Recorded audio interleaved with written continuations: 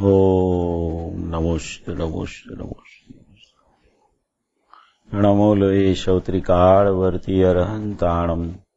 નમો લોય શૌત્રિકાળવર્તી સિદ્ધાણમ. નમો લોય શૌત્રિકાળવર્તી આયર્યાણમ.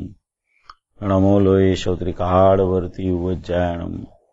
નમો લોય શૌત્રિકાળવર્તી શવશાવણમ. ઓમકાર બિંદુ સંયુક્તમ નિત્યમ ધ્યાયન્તિ યોગિના. કામદમ મોક્ષદમ ચૈવ ઓમકારાય નમો નમઃ. મંગલમ ભગવાન વીરો મંગલમ ગૌતમો ગણી. મંગલમ કુંદકુંદાર્યો જૈન ધર્મોસ્તુ મંગલમ. સર્વમંગલ માંગલ્યમ સર્વકલ્યાણકારકમ. પ્રધાનમ સર્વધર્માણમ જૈનમ જયતુ શાસનમ. નમઃ સમયસારાય સ્વાનુભૂત્યા ચકાશતે. ચિત્સ્વભાવાય ભાવાય સર્વભાવાંતરચ્છિદે. એગો મે શાશ્વતો અપ્પા જ્ઞાન દર્શન લખણો. શેષા મે બાહિરા ભાવા સવે સંયોગ લખણા. મારો સુશાશ્વત એક દર્શન જ્ઞાન લક્ષણ જીવ છે. બાકી બધા સંયોગ લક્ષણ ભાવ મુજથી બાહ્ય છે. હું એક શુદ્ધ સદારૂપી જ્ઞાન દર્શનમય ખરે. કઈ અન્ય તે મારું જરી પરમાણુ માત્ર નથી અરે. જે જાણતો અનંતને ગુણદ્રવ્યને પર્યાયપણે. તે જીવ જાણે આત્મને તસુ મોહ પામે લય કરે. નથી અપ્રમત કે પ્રમત નથી જે એક જ્ઞાયક ભાવ છે.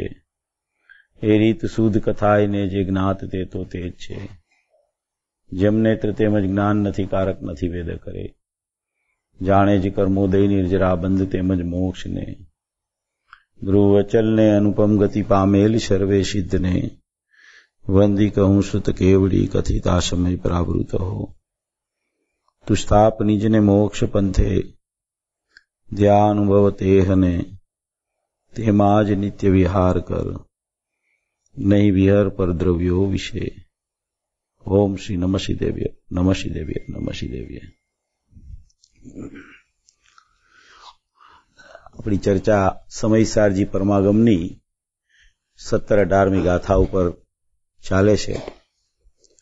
અને પૂજ્ય ગુરુદેવ શ્રીના પ્રવચનમાં જે પંચરત્નની ગાથાઓ પ્રવચન સારની 271 થી 275 કે જેને પંચરત્ન એવી ગાથાઓ નામ આપવામાં આવ્યું છે, તેના ઉપરના અપૂર્વ પ્રવચનો ચાલે છે. અત્યારે જે વિષય પૂજ્ય ગુરુદેવ શ્રીનો પંચરત્નોની ગાથામાં ચાલ્યો તે મોક્ષ તત્વને સિદ્ધ કરવા માટે મોક્ષ માર્ગ રૂપે પરિણમેલા મુનિઓ કે જે 7મા 6ઠા ગુણસ્થાને પ્રચુર સ્વસંવેદનની લીનતાપૂર્વકના વેદાંતમાં રમીને રમણતા કરતા હોય છે, એવા જે મુનિઓ છે, એવા જે ભાવલિંગી સંતો છે, એને મુનિ તરીકે ન જતા, એટલે કે એને મુનિ તરીકે જોવા કરતા એને મોક્ષ તત્વ તરીકે જોવું, એવી વાત ગઈકાલે પણ ચાલી હતી. આજે જેના અનુસંધાનમાં બીજું પ્રવચન ચાલ્યું.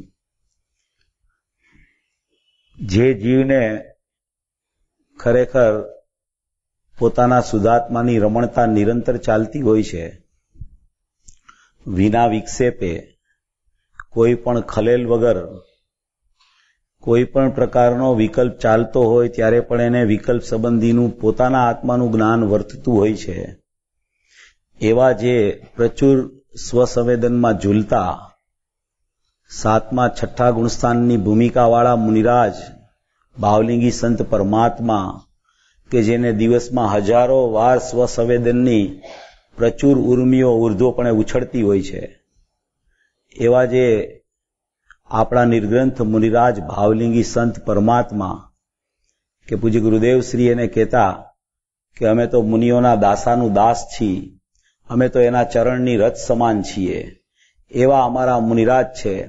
એવા અમારા પદ્મ પ્રબલધારી દેવ મુનિરાજ અમૃતચંદ્ર આચાર્ય દેવ, કુંદકુંદ આચાર્ય દેવ, પૂજ્યપાદ આચાર્ય, સમંતભદ્ર આચાર્ય, એવા જે અમારા આચાર્યો અને મુનિરાજ છે કે જે સિદ્ધ પદના સાધક છે, કે જેને તો સિદ્ધ દશા આમ હથેળીમાં આમળો દેખાય એમ દેખાય છે, એવા જે અમારા મુનિરાજ છે કે એને અમે મુનિરાજ તરીકે જોતા જ નથી. અમે એને મોક્ષ તત્વ તરીકે જોઈ છીએ, અમે એને સિદ્ધ તરીકે જોઈ છીએ. પૂજ્ય ગુરુદેવ શ્રી તો વારંવાર કુદકુદ આચાર્યને કડીકાળ સર્વજ્ઞ કહેતા અને અમૃતચંદ્ર આચાર્યને હાલતા ચાલતા સિદ્ધ કહેતા, અને પદ્મપ્રભ મલધારી દેવ વિશે એવી વાત વાપરતા પૂજ્ય ગુરુદેવ શ્રી કે આ પદ્મપ્રભ મલધારી દેવ છે એ તો પોતે લખી ગયા છે કે અમે તો તીર્થંકર થવાના છીએ, એવું પોતે 212માં કળશમાં નિયમસારમાં લખી ગયા છે. અને અમને તો અત્યારે એનામાં તીર્થંકરપણું દેખાય છે કે જે મુનિરાજ કે જેના મુખમાંથી પોતે સોમી ગાથામાં લખી ગયા છે કે મારા મુખમાંથી મકરંદ જરે છે, એટલે મારા મુખમાંથી નિરંતર આનંદનો આસ્વાદ જયરા કરે છે. મારા મુખમાંથી જે ઝરણા જરે છે એ અતિન્દ્રિય આનંદની બૂંદ બૂંદ છે. એવી જે અંદરની પ્રચુર લીનતા જે જીવને ચાલતી હોય, અંદરનું સ્વસંવેદન નિરંતર ચાલુ રહેતું હોય, વિકલ્પમાં આવે છતાં વિકલ્પ દેખાય નહીં અને નિર્વિકલ્પ તત્વ જ જેને દેખાયા કરતું હોય, એવા જે મુનિરાજ, એવા જે પ્રચુર સ્વસંવેદનના ધણી કે જે ભાવલિંગી સંત, જે 7મા 6ઠા ગુણસ્થાને હજારો વાર ઝૂલતા અને કોઈ પણ પ્રકારની શાસ્ત્ર રચનાની ક્રિયા ચાલતી હોય છતાં એની નિર્વિકલ્પ દશામાં ભંગ ન પડે, એવા જે મુનિરાજ, એવા જે આચાર્ય ભગવાન, એવા પ્રચુર સ્વસંવેદનના ધણી પરમાત્મા, એને અમે મોક્ષ તત્વ કહી છીએ. એ મોક્ષ તત્વ એ એવું છે તત્વ કે એ સ્વરૂપ મંથર છે. એ સ્વરૂપમાં જ એની લીનતા, સ્વરૂપમાં જ મંથરતા ચાલતી હોય છે. ગુરુદેવ એમ કે છે કે એ સ્વરૂપમાંથી બહાર નીકળવાના આળસુ છે. એ સ્વરૂપમાં એવા ઉદ્યમી થઈ ગયા છે કે એને પાતળો એવો વિકલ્પ સંજ્વલનનો આવે છે છતાં એના સ્વરૂપને છોડતા નથી. એવી એની શુદ્ધતા નિરંતર પરિણતિ રૂપે તો ચાલતી જ હોય છે અને વારંવાર સદુપયોગ રૂપી લીનતા ચાલ્યા કરે છે. એવા જે અમારા મુનિરાજ, એવા ભાવલિંગી સંત, એ ખરેખર અમારા માટે તો મોક્ષ તત્વ છે. એમ કહીને આ પંચરત્નની ગાથા, એટલી બધી સુંદર ગાથાઓ છે. સંસાર તત્વ, મોક્ષ માર્ગ તત્વ, મોક્ષ તત્વ અને બહિર્લક્ષે વર્તું સંસાર તત્વ, એમાં બીજા તત્વના ભાવો, અંતરલક્ષે વર્તું મોક્ષ માર્ગ ને મોક્ષ તત્વ, એમાં શુદ્ધાત્મ તત્વનો ભાવ. એવી વાત કરીને પંચરત્નની ગાથાઓનું જે સમીકરણ પૂજ્ય ગુરુદેવ શ્રી કરે છે, આચાર્ય ભગવાન તો એના ભાવમાં વર્ણન કરી નાખે છે. પણ એ ભાવનું વર્ણન આપણા ધર્મપિતા પૂજ્ય ગુરુદેવ શ્રી જેવા ગુરુ ન હોય તો એની સ્પષ્ટતા કોઈ આ રીતે ન કરી શકે. ગુરુદેવ ઘણીવાર દાખલો આપે છે કે હમણાં બીજું એક સમયસાર બહાર પડ્યું છે, એમાં આવી વાત કરી છે, આવી વાત કરી છે. પણ પૂજ્ય ગુરુદેવ શ્રીને કોઈ પણ સમયસાર આપો, ગમે ત્યાંથી બહાર પડ્યું હોય, પણ એ શાસ્ત્રમાં જોઈને બોલતા નથી, એ તો સ્વરૂપમાં જોઈને બોલે છે. કોઈ પણ શાસ્ત્ર સામે હોય, ક્યાંયથી પ્રત છપાયેલી હોય, કોઈ પણ શાસ્ત્ર એની સામે હોય, પણ એ તો સ્વરૂપ અનુસંધાન પૂર્વક જ એની વાણી નીકળતી હોય છે. એટલે એને ક્યારેય દોષ નથી લાગતો, ક્યારેય દોષિત વાત એના શ્રીમુખે આવતી જ નથી. આ આત્મજ્ઞાનની કમાલ છે. આ જેને આત્મજ્ઞાન પ્રગટ થઈ જાય છે, જેને આત્માનું સ્વસંવેદન થઈ જાય છે, એની પ્રતીતિ પૂર્વકની જે સ્વસંવેદન પૂર્વક લીનતા જેને ચાલતી હોય છે, એટલે જ્ઞાનપૂર્વક, શ્રદ્ધાપૂર્વક આચરણ જેનું વારંવાર નિરંતર ચાલ્યા કરતું હોય છે અંદરમાં, એની શબ્દ ભાષા વર્ગણામાં પણ એના ભાવને સ્પર્શીને વાણી નીકળે છે. ભાષા વર્ગણા ને ભાવ જુદા છે, પણ એ ભાવને અનુરૂપ જ ભાષા નીકળતી હોય છે. એને કહેવાય શુદ્ધાત્મ સન્મુખ, શુદ્ધાત્માની અભિમુખ, શુદ્ધાત્માની સ્વસંવેદન પૂર્વકની દેશના. એવી આ પરમપિતા પૂજ્ય ગુરુદેવ શ્રીની વાણી, અપૂર્વ ચમત્કારિક વાત. એક પ્રવચનમાં કેટલો બધો રસ, સરસ, સમ્યક પ્રકારે રસ ભરેલો છે. એવી એની અપૂર્વ વાણી, અપૂર્વ દેશના છે કે જે એક વાતનો આપણે વિચાર કરીએ ત્યાં તો બીજી કેટલી વાત આવી જાય.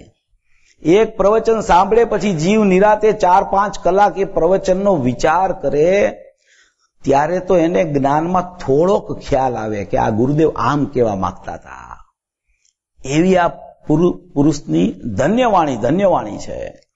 એવી ધન્યવાણી, એનું ધારકપણું આપણને મળ્યું છે.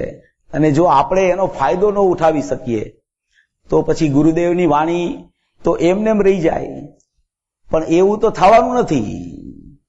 હજારો લાખો જીવો પૂજ્ય ગુરુદેવ શ્રીની વાણી સાંભળતા થઈ ગયા છે, અને એની વાણી સાંભળે છે, એને સમજવાનો પ્રયત્ન કરે છે, એમાંથી વિચારધારાએ ચડે છે, ચિંતન કરે છે, મનન કરે છે અને પ્રયોગ કરે છે. અને પ્રયોગ કરીને શુદ્ધાત્માને એને પોતે ગ્રહણ કરી લે છે.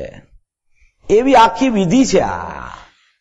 માત્ર સાંભળવાથી કાર્ય સિદ્ધિ નથી થતી, માત્ર વાંચવાથી કાર્ય સિદ્ધિ નથી થતી. એની પાછળ પડવું પડે છે, એને વિચારમાં લેવી પડે છે, એનું ચિંતન મનન કરવું પડે છે, એનો વ્યાપાર નિરંતર ચાલુ રાખવો પડે છે.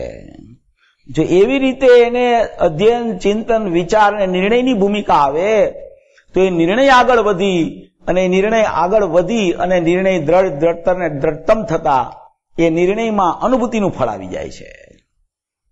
એવી એક પ્રયોગની ભૂમિકા વાળી વસ્તુ બહુ જરૂરી છે. જ્યાં સુધી પૂજ્ય ગુરુદેવ શ્રી કહેતા ને કે વાંચે પણ નહીં કરે વિચાર, તે સમજે નહીં સગડો સાર. કદડા કવિ દલપતરામ ડાયાભાઈનું દ્રષ્ટાંત ઘણીવાર પૂજ્ય ગુરુદેવ શ્રી આપે છે કે વાંચા તો કરે, વાંચે પણ નહીં કરે વિચાર કે આજે શું આવ્યું, આજે કઈ વાતનું ગુરુદેવે સ્પષ્ટીકરણ કર્યું, આજે સેના ઉપર પૂજ્ય ગુરુદેવ શ્રીનું ભજન હતું. નિત્ય જ્ઞાની, નિત્ય જ્ઞાની, નિત્ય જ્ઞાની, નિત્ય જ્ઞાની. એ શબ્દ ઉપર ગુરુદેવે અડધી કલાક વાત કરી કે નિત્ય જ્ઞાની કેવો હોય, નિરંતર જ્ઞાની કેવો હોય, નિત્ય જ્ઞાનપણું કેવું હોય. એક વખત એને પોતાના શુદ્ધાત્માનો રસ ચાખી લે, એને સ્વાદ આવી જાય એક વખત. જેમ સાકરનો સ્વાદ આવે, ગળપણનો સ્વાદ આવે, એ જીવ ભૂલતો નથી ક્યારેય. એમ આ ચૈતન્ય રસ જે અંદરમાં પડેલો છે, એ ચૈતન્ય રસનો રસાસ્વાદી થાય કે મારામાં રસ ભરેલો છે, મારામાં અમૃત ફળ ભરેલું છે, કે અમૃત કદી મરે નહીં એવું અમૃત છે મારામાં, એવું અવિનાશી તત્વ મારી પાસે ભરેલું છે, એ સદાય મોજૂદ છે. એ અમૃતની સચોડી નારિયેળી પડી છે અંદરમાં. શ્રીમદ રાજચંદ્રજી કહે કે અમારી પાસે તો અમૃતની સચોડી નાળિયેરી છે, આખી નાળિયેરી અમૃતથી ભરેલી છે. તમે તો એક નાળિયેરમાં ફસાણા છો બારમાં, અમારી પાસે તો અંદર અમૃતની સચોડી નાળિયેરી, આખો શુદ્ધાત્મા અમૃતથી ભરેલો છે, અમૃતમય છે. એવો જે શુદ્ધાત્મા, એવું જે શુદ્ધ અખંડ તત્વ, એવું પરમ પારિણામિક ભાવ લક્ષણ વાળો મારો સુખમય જ્ઞાયક દેવતા, જેને ભૂતાર સ્વભાવ કીધો, અખંડ ભાવ કીધો, નિત્ય ભાવ કીધો, અવિનાશી ભાવ, એવી મારી એક રૂપ વસ્તુ કે જે મારો શુદ્ધાત્મા છે, પરિપૂર્ણ પરમાત્મા છે. એમાં કાંઈ ઓછપ નથી, કોઈ અશુદ્ધતા વ્યાપી નથી, કોઈ પ્રકારની અલ્પજ્ઞતા નથી, એમાં કોઈ પરિણમન નથી, કોઈ વિભાવ નથી કે વિભાવને દૂર કરવાનો પ્રયત્ન ત્યાં કરવો પડે, કોઈ એવો રાગ પરિણામ નથી કે રાગ પરિણામ આવે છે એટલે રાગ પરિણામને મારે દૂર કરવાનો પ્રયત્ન કરવો પડે. એ બધું વર્તમાન પર્યાયના ખાતામાં છે. અહીંયા તો રાગનો અભાવ કરવો એવું પણ નથી અંદરમાં. એ અભાવ નામનો ગુણ જ છે એવો કે એ અભાવ પૂર્વક જ પરિણમન રૂપ વર્તે. અભાવ કરવાનો પ્રયત્ન ન કરવો પડે એને. એક 7 ગુણનું ઝુમખું આવ્યું છે 47 શક્તિમાં. 7 ગુણ, એક ભાવ ગુણ, એક અભાવ ગુણ, એક ભાવ અભાવ ગુણ, એક અભાવ ભાવ ગુણ, એક ભાવ ભાવ ગુણ, એક અભાવ અભાવ ગુણ અને એક પાછો ભાવ ગુણ. એવી 7 શક્તિનું ઝુમખું છે આખું.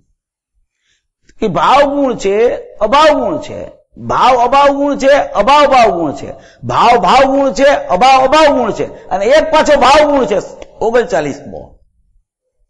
તો એવી શક્તિઓ નિરૂપણ આચાર્ય ભગવાને કહી છે કે બધું તારામાં છે, અંદર શક્તિ રૂપે. તારો પ્રગટ થવાનો ભાવ તારામાં છે અને બીજી વિકારાદિ પર્યાયો પ્રગટ ન થાય એવું અભાવરૂપ પરિણમન તારું છે. અને એવા ભાવરૂપ પરિણમન થાય તો ભાવ અભાવ શક્તિને કારણે બીજાના અભાવરૂપ પરિણમન હોય જ છે. અને એવા પરિણમનના અભાવરૂપ પરિણમન હોય તો બીજો ભાવરૂપ સમ્યક દર્શનનું પરિણમન હોય જ છે. નિરંતર જ્ઞાન જ્ઞાન જ્ઞાન જ્ઞાન, સમ્યક દર્શન સમ્યક દર્શન સમ્યક દર્શન, ઈ ભાવ ભાવ ભાવ ભાવ ભાવ ભાવ ભાવ ચાલ્યા જ કરે છે. રાગાદીનો અભાવ અભાવ અભાવ અભાવ ચાલ્યા જ કરે છે. અને પછી એક ભાવ શક્તિ આવે કે દરેક સમયે કોઈને કોઈ ગુણની પર્યાય હોય જ છે. અને એ પર્યાય સટકારકથી ચાલતા વિભાવરૂપ પરિણમનથી રહિત પોતાનું કાર્ય કરતી પરિણમે છે.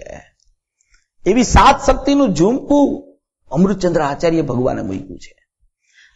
બધું પોતાની પાસે છે, બહાર કાંઈ નથી.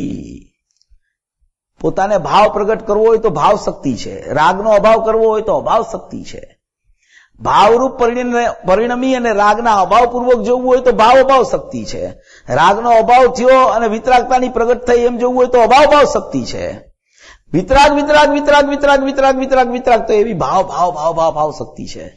રાગનો અભાવ અભાવ અભાવ અભાવ તો એવી અભાવ ભાવ ભાવ શક્તિ છે. અને સત્કારકના પરિણમનથી પાર એવી એક ભાવ શક્તિ કે જેની પર્યાય પ્રત્યેક સમયે હોય હોય હોય હોય ને હોય જ. એવી પોતામાં શક્તિઓ પડી છે, એને પરની જરૂર છે જ નહીં ખરેખર. મુનિરાજ જંગલમાં એકલા વિચરે છે તો એને કોણ નિમિત્ત હોય છે? એને કોઈ નિમિત્ત છે નહીં ત્યાં. એને પોતાનો આત્મા જ ઉપાદાન અને એની પર્યાય પ્રગટ થવામાં પોતાનો આત્મા જ નિમિત્ત છે. બહાર કાંઈ છે નહીં ત્યાં. અને એને ધ્યાવતા ધાવતા, એને ભાવતા ભાવતા, એનું લક્ષ્ય કરતા કરતા, એની પરિપૂર્ણતાને ભાવતા ભાવતા મોક્ષમાં ચાલ્યા જાય છે.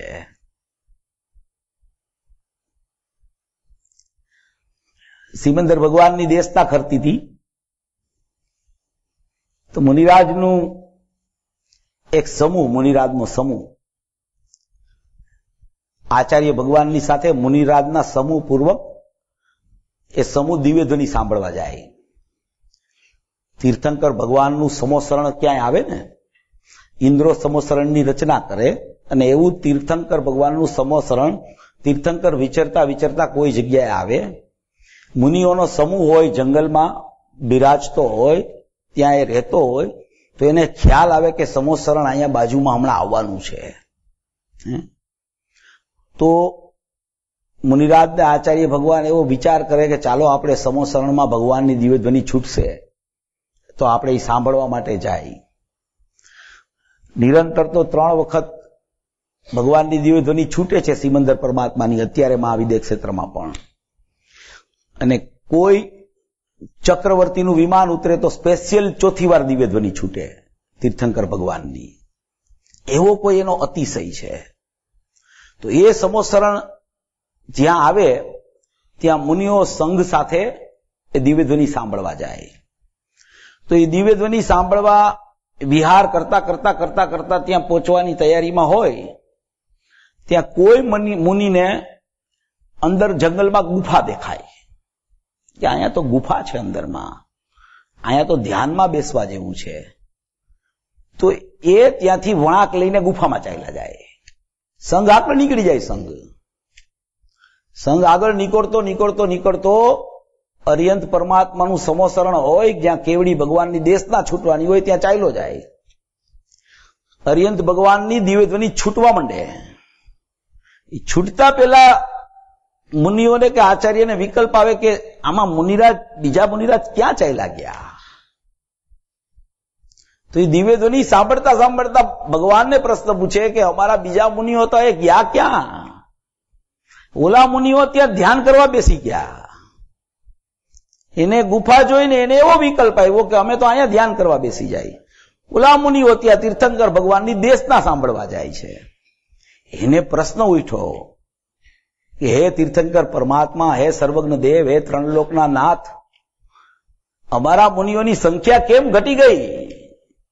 અમે આપના વંદન અર્થે આવ્યા, આપની દિવ્ય ધ્વનિ સાંભળવા આવ્યા, અમારી મોક્ષ લક્ષ્મી ઉદિત થાય એવી અમારી યોગ્યતા અંદર પડી છે. એ અમને ખ્યાલ છે, શક્તિરૂપ યોગ્યતા અંદર છે. એટલા માટે એ યોગ્યતા જલ્દી બહાર આવી જાય, તરત બહાર આવી જાય, ત્વરિતથી બહાર આવે અને મોક્ષ પ્રગટ થઈ જાય. એટલે અમે તમારી દેશના સાંભળવા અહીંયા આવ્યા. અને અમારા સંગાળાના મુનિઓ ક્યાં ચાલ્યા ગયા? ઓલા મુનિઓ ત્યાં ધ્યાનમાં બેસી ગયા છે, એ ગુફામાં બેસી ગયા છે. એ ગુફામાં એટલે એ અંદરની ગુફામાં બેસી ગયા છે, એ પોતાની ગુફામાં પ્રવેશ કરી ગયા છે અને એને એવું ધ્યાન લાગ્યું છે, એવું ધ્યાન લાગ્યું છે, એવું ધ્યાન લાગ્યું છે કે એકાગ્ર ચિંતા નિરોધ ધ્યાનમ, એવી એકાગ્રતા કેળવાઈ ગઈ છે ધ્યાનની કે ધ્યેય ધ્યાનને ધ્યાતાના વિકલ્પો છૂટી ગયા છે અને નિર્વિકલ્પ પરિણમન ચાલુ થઈ ગયું છે ત્યાં સદુપયોગ રૂપી. એવું પરિણમન ચાલે છે, એવું પરિણમન ચાલે છે કે વિકલ્પની ધારા જ બંધ થઈ ગઈ છે ત્યાં ઓલા મુનિરાજો એને પૂછે છે સિમંદર ભગવાનને કે આ મુનિરાજો ક્યાં ગયા?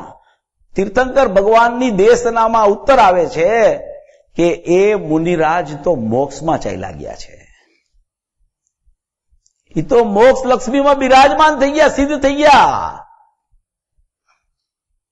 કોઈ પણ જીવને કોઈ પણ જગ્યાએ પોતાનો આત્મા જ જ્ઞેય થાય છે.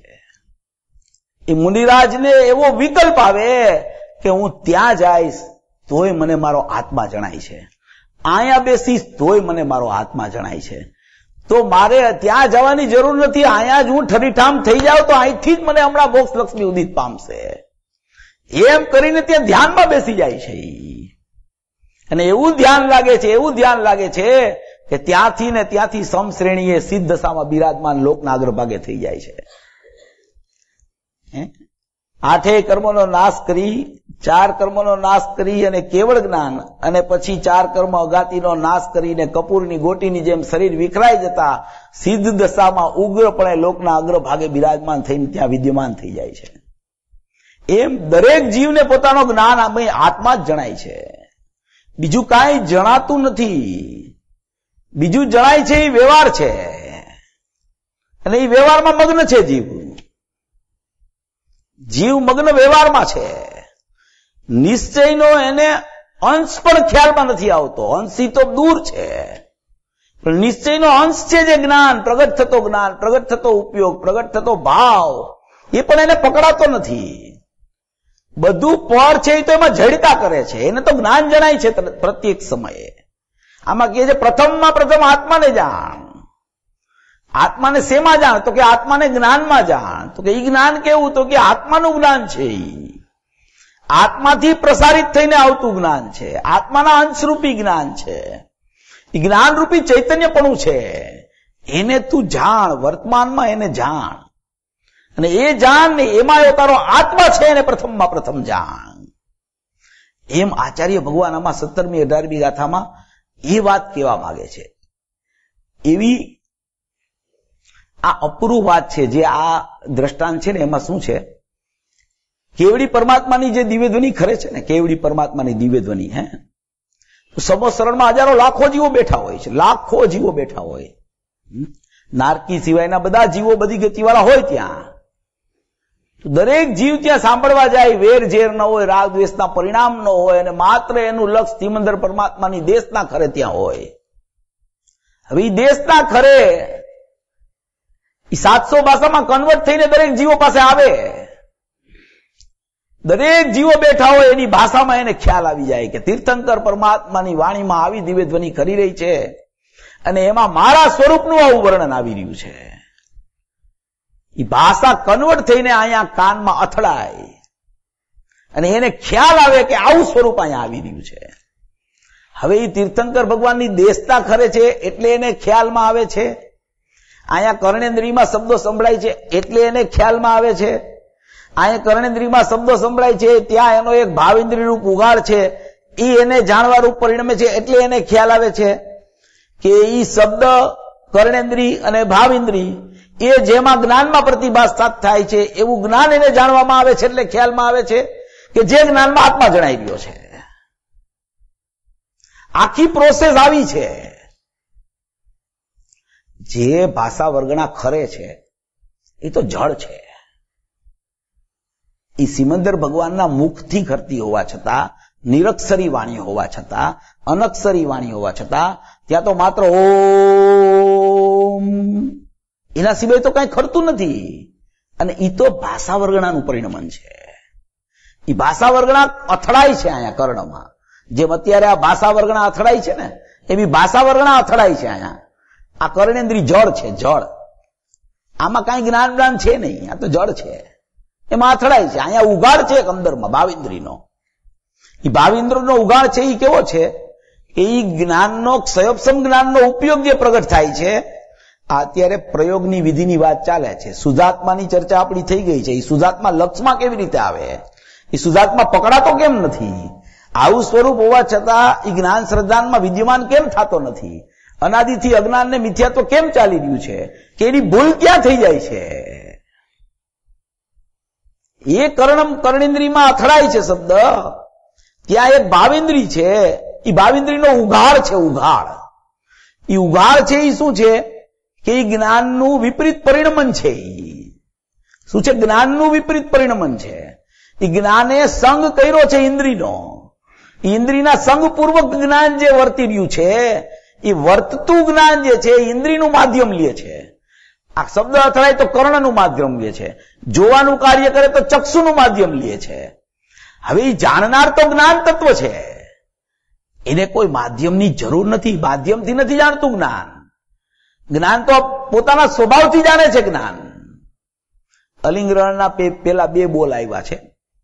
અલિંગ્રહણના બોલ છે, પ્રવચન સાર 172 ગાથા હમણાં ચાલી ગઈ હશે, એમાં 2 બોલ આવ્યા છે અલિંગ્રહણના.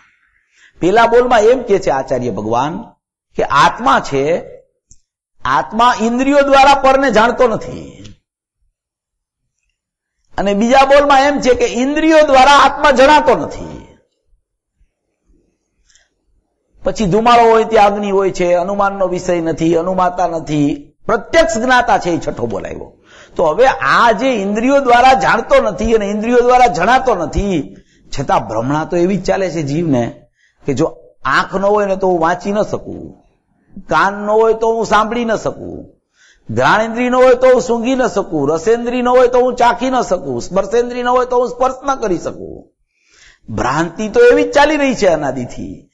એ ભ્રાંતિ ચાલે જ છે. હવે વાસ્તવિકતા શું છે ખરેખર?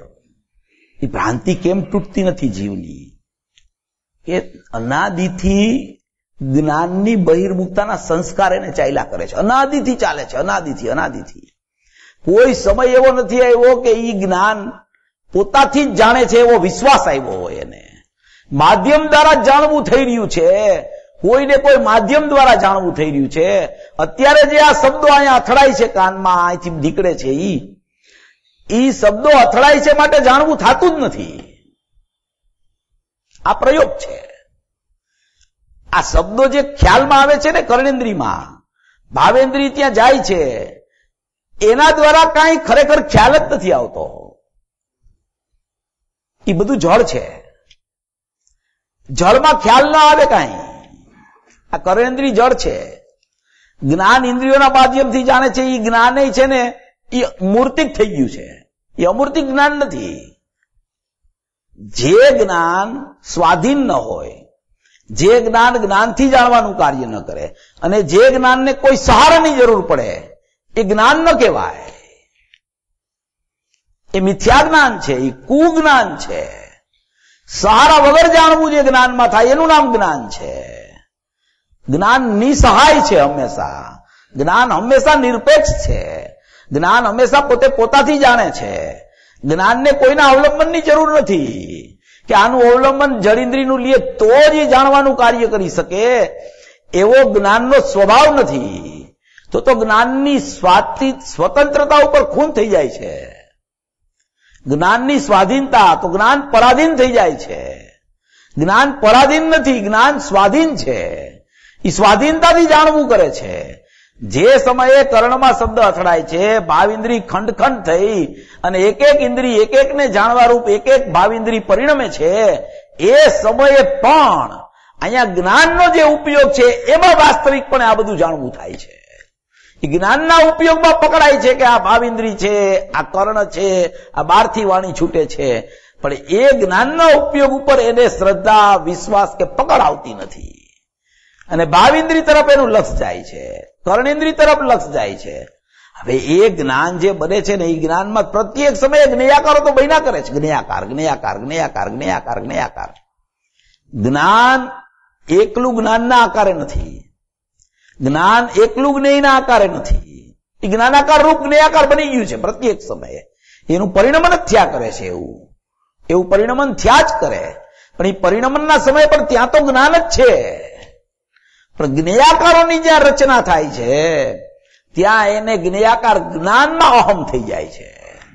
અને જ્ઞેયાકાર જ્ઞાન કેવું છે કે જેવા બાહ્યમાં પર પદાર્થો છે, જેવી વાણીનું પરિણમન અહીંયા અથડાય છે, જેવું ભાવેન્દ્રિયનું પરિણમન છે, એવું જ જ્ઞેયાકાર જ્ઞાન બને છે પ્રત્યેક સમયે. અને એ જ્ઞેયાકાર જ્યાં બને છે ત્યાં એ જ્ઞેયાકાર જ્ઞાનનો જે વિષય છે, જેવું જ્ઞેયાકાર બને છે એવા બહારમાં જ્ઞેયો છે, તો એ જ્ઞેય ઉપર જ એનું જ્ઞેયાકાર જ્ઞાનને જાણતા લક્ષ ચાલ્યું જાય છે. અને એ જ્ઞેયાકાર જ્ઞાનથી કાંઈક થાય છે. એ જ્ઞેયાકાર જ્ઞાનના કારણે મને અહીં સંભળાનું છે. વાણી સાંભળતા મને અહીંયા જ્ઞાન થયું છે, એને કારણે મને અહીંયા જ્ઞાનમાં ઉત્પાદ સમ્યકતાનો થયો છે. એવો નિમિત્ત નૈમિતિક સંબંધ અનાદિથી જીવને કરતા કર્મમાં કન્વર્ટ થાય છે, એટલે છૂટતો નથી અનાદિથી. અહીંયા માત્ર જ્ઞાન સિવાય કઈ છે નહીં. આંગળીનું ટેરવું છે ને, આ ટેરવું,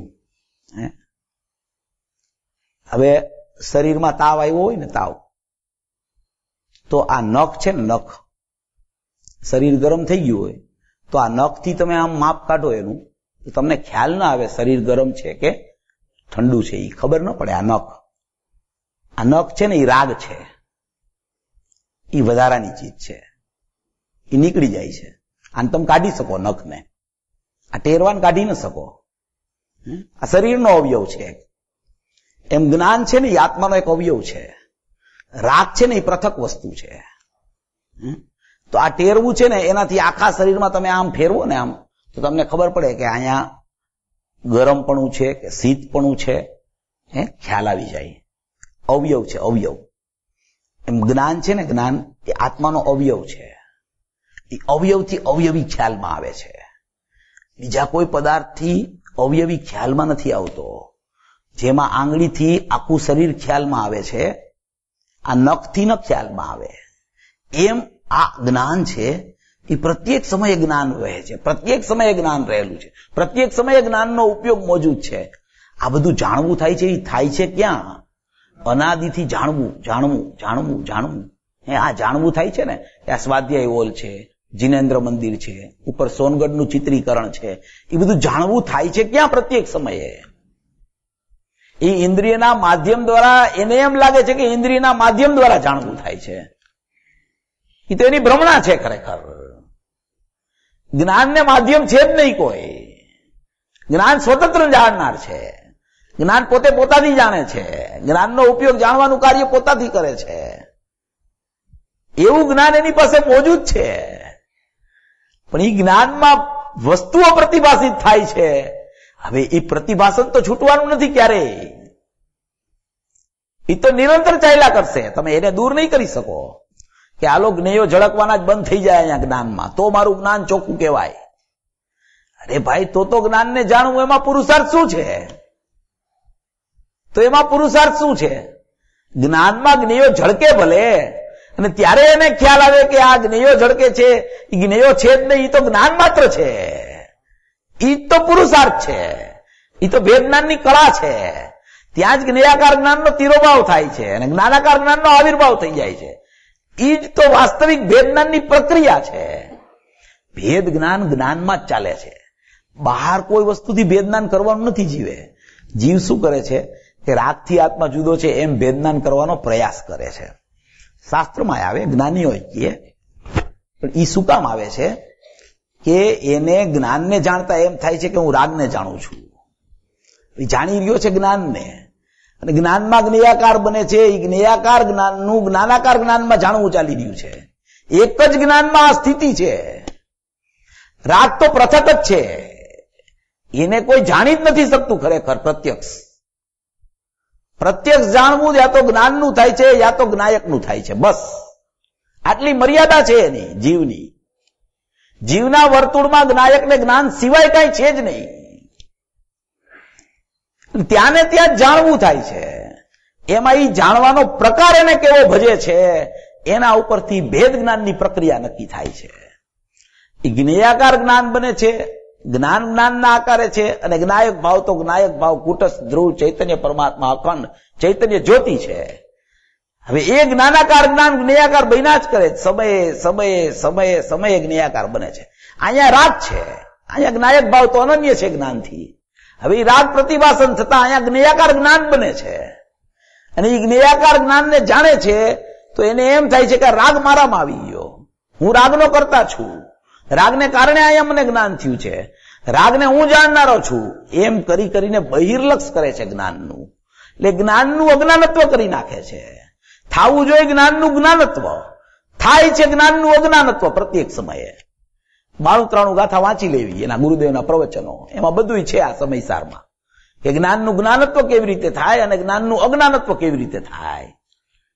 એમાં શીતપણાની ચર્ચા છે, મોહરાગ દ્વેષની ચર્ચા છે અને જ્ઞાનની ચર્ચા છે. એમાં બધો વિસ્તાર ગુરુદેવે કહ્યો છે કે ભેદ જ્ઞાનની પ્રક્રિયા શું. જ્ઞાન આત્માથી અનન્યપણું છોડતું ન હોવા છતાં એને એમ થઈ જાય છે કે એ અન્ય થઈ ગયું છે, એટલે એને ભ્રમણા થઈ જાય છે. હવે એ ભ્રમણા થઈ જાય છે, એ ભ્રમણા કેવી રીતે છૂટે કે એને શુદ્ધ જ્ઞાયક ભાવ ખ્યાલમાં આવવા માંડે, એને ચૈતન્ય વસ્તુ ખ્યાલમાં આવવા માંડે. એક અહીંયાથી ભેદ જ્ઞાનની પ્રક્રિયા ખ્યાલમાં આવે કે અહીંયા જ્ઞાન માત્ર છે, જ્ઞાન માત્ર છે, જ્ઞાન માત્ર છે. જ્ઞાન એને એવું ખ્યાલમાં આવે કે જ્ઞેયાકાર થતું હોવા છતાં મારા જ્ઞાને જ્ઞેયાકારપણું ખરેખર ગ્રહણ કર્યું જ નથી, મારું જ્ઞાન જ્ઞાનાકાર જ છે. એટલે કે મારું જ્ઞાન જ્ઞાન માત્ર છે, મારા જ્ઞાનમાં માત્ર જ્ઞાન છે, જ્ઞાન સિવાય કઈ છે જ નહીં.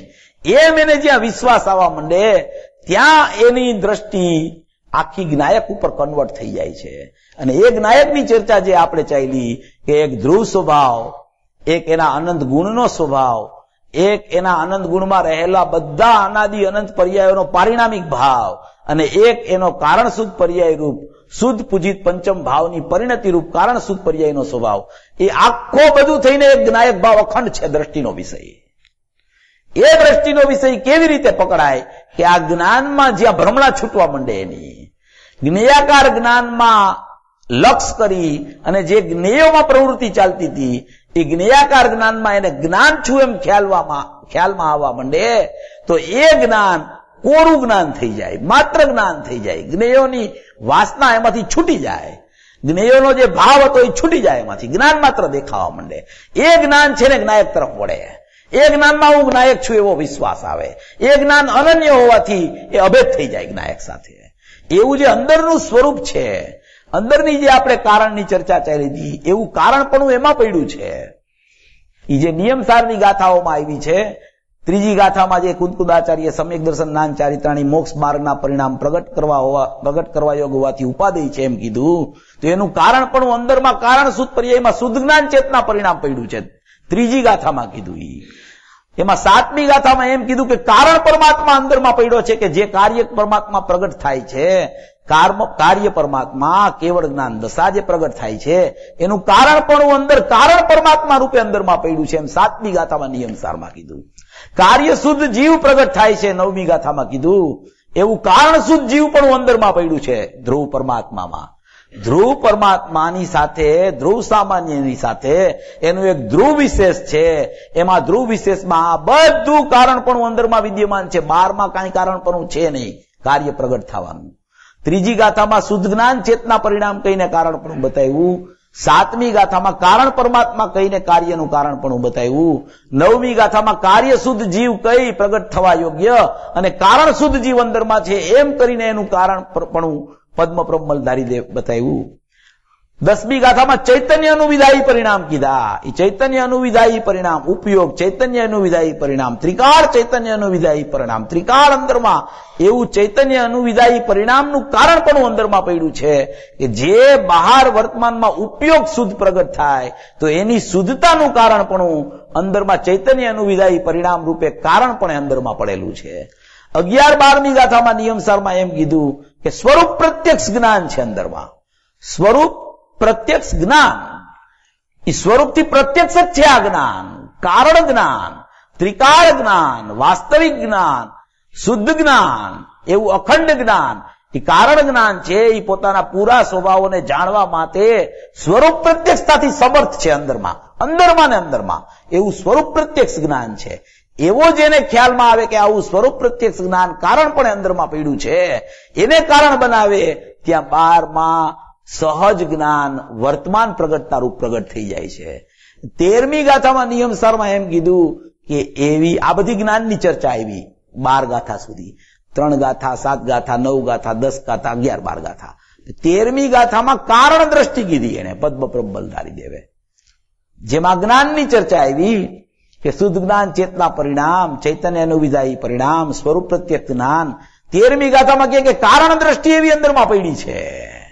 તું આવી ભેદ જ્ઞાનની, વર્તમાન જ્ઞાનની, જ્ઞેયાકાર જ્ઞાનાકારની પ્રક્રિયા કર અને જ્ઞેયાકાર જ્ઞાનનો તિરોભાવ કર ને જ્ઞાનાકાર જ્ઞાન એટલે જ્ઞાન માત્ર હું છું એમ તને વિશ્વાસ આવે તો એ વિશ્વાસ આવતા જ તારી દ્રષ્ટિ દ્રવ્ય ઉપર જાય છે.